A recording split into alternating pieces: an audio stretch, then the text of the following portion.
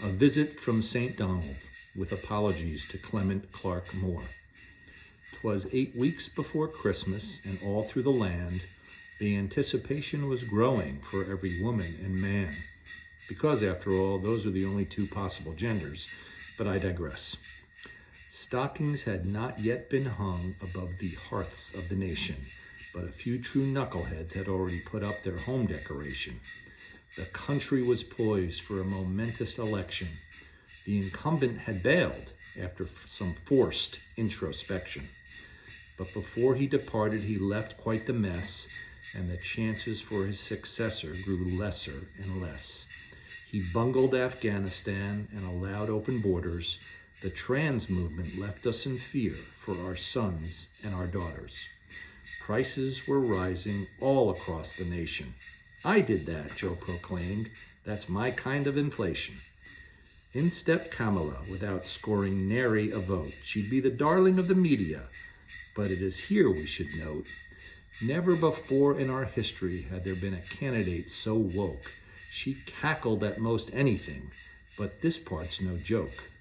The Dems could go no further left, had become so genderqueer. Then along came Tampon Tim to say, hey, hold my beer. On the other side, of course, we had MAGA 2.0. Trump pointed at the libs and said, it's now time to go. He chose Senator J.D. Vance to be his very next in line, and the lady stared into his eyes and cooed, oh dear, he's so fine. The left threw everything at them, and they raved and they ranted. And then an assassin's bullet whizzed by from a roof that was slanted.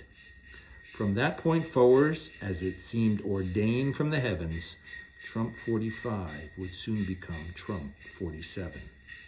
On election night 2024, the tension was mounting. Almost all the votes were tallied, although California is probably still counting. It was a landslide for Trump-Vance in the Electoral College, and sweeping both houses of Congress had become common knowledge. 45-47 strode to the podium to promise the wrongs would be righted. He hit all the right chords. Man, this guy ought to be knighted.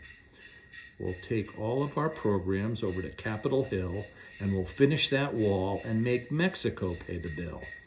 He hit the ground running and soon announced many appointments. The names were just stunning and sounded more like anointments. So St. Donald pulled out his phone and he took to Truth Social, and from the top of his lungs, he became rather vocal. On Susie Wiles, the first female chief of staff. On Congressman Gates, sure, we all had a laugh. On Marco Rubio and on RFK Jr., you'll have to admit, that dude's a little peculiar. On Scott Bessent and on Linda McMahon. Nix the education department if that is your plan. On Tulsi Gabbard and on Kristi Noem, these good-looking ladies protecting our homes. On Tom Homan, the new czar of our border. There's nobody better to promote law and order. On Elise Stefanik and on Mike Huckabee, those anti-Semites abroad are going to be out of Luckabee. On Elon Musk and Vivek Ramaswamy, soon big spending Democrats will cry out for their mommies. Didn't think I could find a rhyme for Ramaswamy, did you?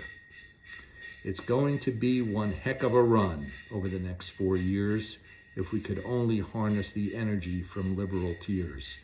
So dream huge dreams, you Babylon bees. We're in control now. We now have the keys. On January 20th, we'll take up the fight.